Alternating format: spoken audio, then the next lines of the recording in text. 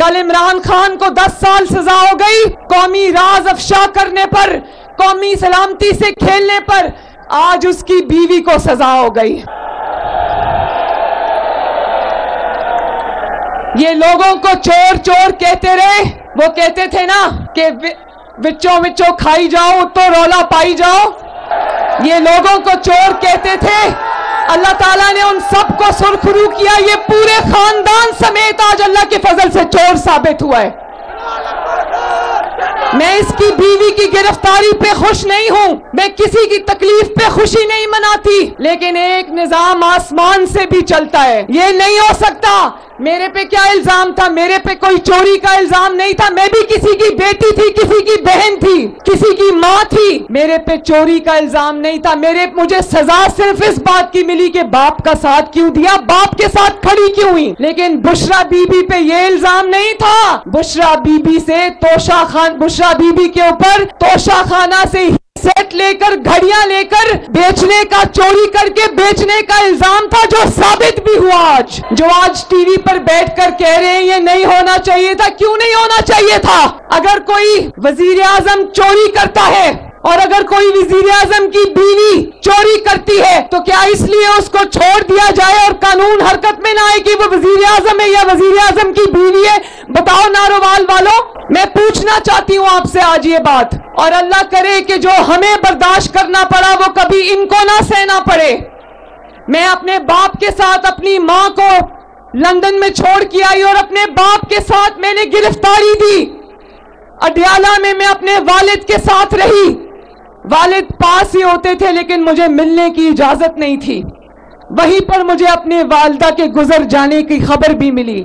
मैं कहती हूँ अल्लाह करे ये कभी किसी दुश्मन के साथ भी ना हो। उसके बाद जब मुझे दोबारा गिरफ्तार किया तो मैं अपने वालिद को जेल में मिलने गई थी। नारोवाल वालों, मैं अपने वालिद को जब जेल में मिलने गई, इन्होंने मेरे वालिद को दफ्तर में जेल के आकर मेरे वालिद के सामने मुझे गिरफ्तार किया। नवाज शरीफ ने कहा, एक जुमला कहा उस दिन नैब से, एक जुमला मेरी बहनों।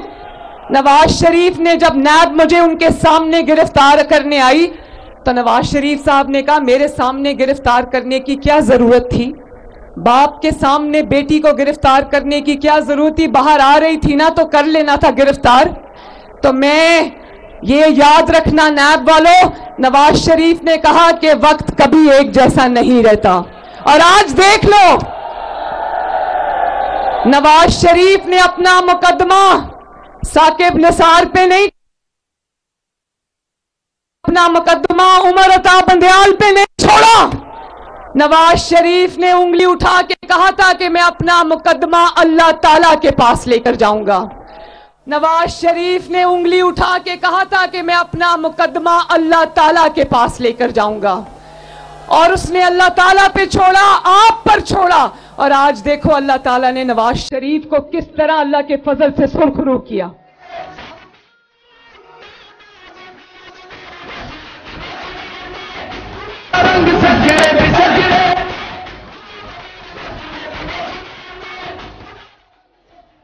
और आज सुबह मैं टीवी देख रही थी तो कुछ मीडिया वाले ये कह रहे थे कि ये बड़ी जल्दी जल्दी में मुकदमा चला है जी, ये मुकदमा में जल्दबाजी में फैसला किया गया है। तो मैं नारोवाल, शकरगढ़ और जफरवाल से पूछना चाहती हूं कि जल्दी जल्दी में ये फैसला किया गया है? 1.5-2 साल से तो ये तमाशा हम देख रहे हैं, पूरी कौम अपनी टीवी स्क्रीन पर देख रही है कि जब पुलिस ये अदालत लेकर जाने के लिए आती थी जमान पाक, तो कभी पेट्रोल बमों से पुलिस पर हमला करते थे, कभी डंडों से पुलिस वालों की हड्डियां तोड़ते थे। और फिर जब आया अदालत हिसाब किताब देने का मौका आया तो व्हील चेयर पे बैठ गए, कभी प्लास्टर चढ़ा लिया टांग के ऊपर।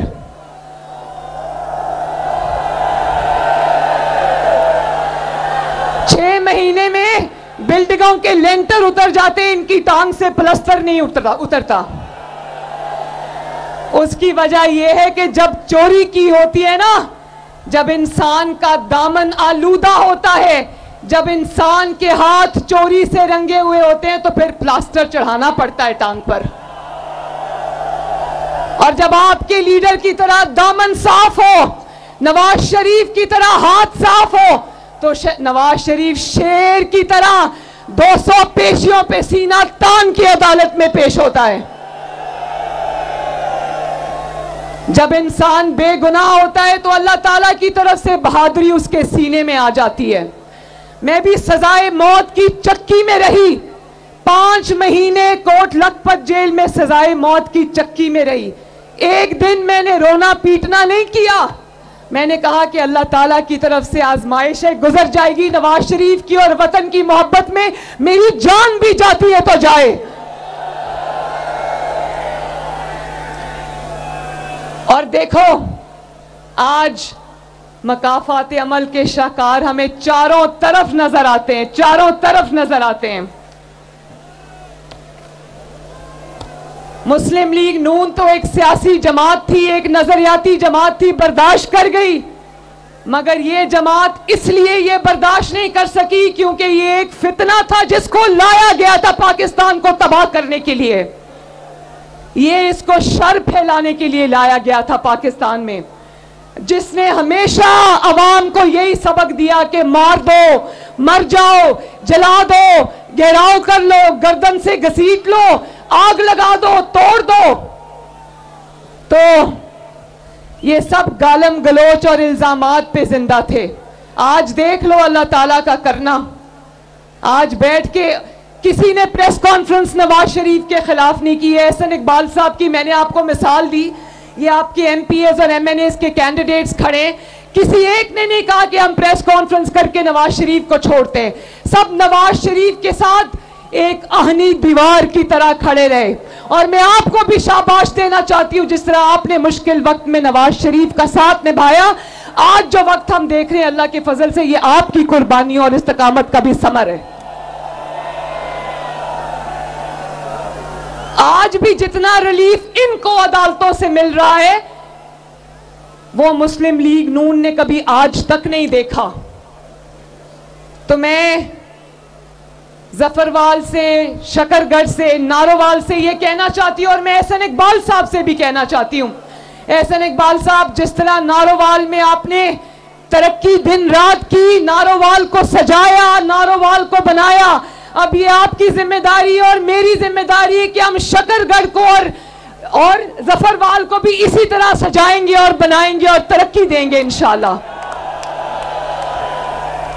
और एहसन इकबाल साहब ने कहा कि आपका मुतालबा है कि नारोवाल शकरगढ़ रेलवे सेक्शन को बहाल किया जाए, तो इंशाअल्लाह ताला ये वादा रहा कि आप शेर को वोट दो, यहां से शेर जीतेगा।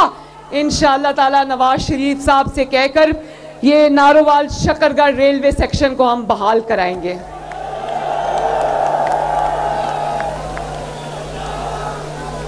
और यहां नौजवान कितने, जरा हाथ खड़े करो। वो माइनॉरिटीज भी मौजूद हैं, मैं आप सबको भी सलाम करती हूं। नौजवान जरा हाथ खड़ा करें। बताओ नौजवानों, मैं आपसे एक सवाल पूछती हूं, मुझे ऊंची आवाज में जवाब देना।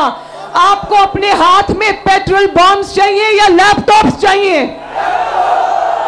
आपको नौकरियां, तालीम, रोजगार चाहिए या किलो वाले डंडे चाहिए?